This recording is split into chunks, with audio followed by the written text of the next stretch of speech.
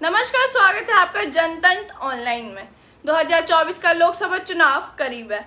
ऐसे में बीजेपी के नेतृत्व वाली एनडीए और कांग्रेस नेतृत्व वाली नवनिर्मित इंडिया ने अपनी अपनी चुनावी रणनीतियों को जमीन पर उतारना शुरू कर दिया है। विपक्षी एकता के शोर के बीच बीजेपी ने पिछले कुछ दिनों में राजनीतिक रूप से चौंकाने वाले फैसले लिए हैं। यही वजह है कि पार्टियों ने बिछड़े दोस्तों को गठबंधन में शामिल करने की मुहिम छेड़ दी है।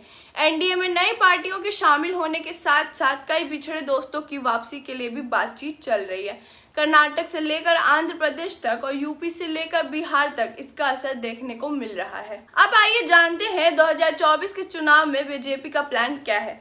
बता दें कि बीजेपी अध्यक्ष जेपी नड्डा ने 18 जुलाई को दिल्ली के होटल अशोका में एनडीए की बैठक की। इस बैठक में उन सभी पार्टियों ने हिस्सा लिया था जो 2024 के चुनावी गठबंधन में बीजेपी के साथ होंगे। इनमें पुराने सहयोगी जीतन राम मांझी, चिराग पासवान, उपेंद्र कुशवाहा, ओम प्रकाश राजभर का नाम शामिल है। एनसीपी से अजीत पवार भी पहली बार एनडीए की इस बैठक का हिस्सा रहे और अब खबर के मुताबिक आने वाले दिनों में एनडीए में देवगौड़ की पार्टी जेडीएस के भी आने की संभावना है। खबर है कि इसका एनडीए में शामिल होने की बातचीत काफी आगे बढ़ चुकी है। कर्नाटक के पूर्व सीएम और बीजेपी नेता बसवराज बोम्मैया का कहना है कि गठबंधन की बातचीत हमारे राष्ट्रीय नेताओं और जेडीएस सुप्रीमो देवगणों के बीच हुई है। कुमार स्वामी पहले ही अलायंस पर अपनी बात रख चुके हैं। बातचीत चल रही है। आगे का पॉलिटिकल डेवलपमेंट बातचीत के आधार पर होगा।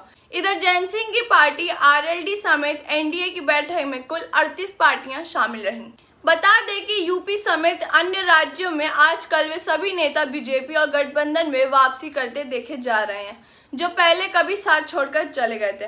कहते हैं कि दिल्ली का रास्ता यूपी से होकर गुजरता है। ऐसे में लोकसभा चुनाव करीब आते ही उत्तर प्रदेश में भी नए सिरे से रणनीति बनाई जा रही है। यूपी में बीजेपी लगातार सपा प्रमुख अखिलेश यादव को बड़े सियासी झटके दे रही है। पहले राजभर का सपा से गठबंधन टूटा, फिर इसके बाद दारा सिंह चौहान ने भी सपा का साथ छोड़ दिया और बीजेपी में उनकी वापसी हो गई। वे 2022 के चुनाव से पहले सपा में शामिल हुए थे। आंध्र प्रदेश के पूर्व सीएम और डिप्टी अध्यक्ष चंद्रबाबू नायडू भी 2024 के चुनाव से पहले एनडीए के साथ आ सकते हैं। पिछले महीने नायडू ने दिल्ली में केंद्रीय गृह मंत्री अमित शाह से मुलाकात की थी। उसके बाद तेलुगु देशम पार्टी टीडीपी की एनडीए में वापसी की अटकलें शुरू हो गई थी। अभी दोनों ओर से इस बंधन में कोई आधिकारिक बयान नहीं आया है।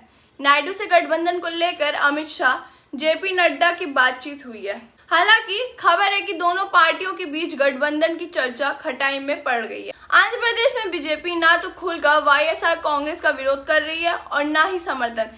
ऐसे में डिप्टी गठबंधन को लेकर दुविधा बनी हुई है। गौरतलब है कि नायडू की पार्टी पहले भी एनडीए का हिस्सा रही है। इतना ही नहीं, बीजेपी बिहार से लेकर पूर्वोत्तर तक की पार्टियों को साधने की कोशिश कर रही है। उधर राजभर ने धर्म सिंह सेना को लेकर भी बड़ा बयान दिया है। उन्होंने कहा, बीजेपी के लिए जल्द ही धर्म सिंह सेना को भी आपके सामने लाऊंगा। बता दें कि सेना भी यूपी चुनाव के वक्त बीजेपी छोड़कर सपा में चले गए थे। बिहार में भी बीजेपी की कोशिश रंग ला रही है। वहीं नीतीश का साथ छूटने के बाद बीजेपी उन पार्टियों को एक मंच पर ला रही है जो महागठबंधन से अलग हो गए हैं। इनमें जीतन मांझी, उपेंद्र कुशवाहा, चिराग पासवान और मुकेश सहनी का नाम शामिल है। यूपी और बिहार के एनडीए का खास फोकस भी देखने को मिल रहा है। दोनों राज्यों में बीजेपी अपनी बढ़त बनाए रखने की कोशिश में जुटी है। कई पार्टियों से गठबंधन की बातचीत अंतिम चरण में है और कभी भी ऐलान किया जा सकता है।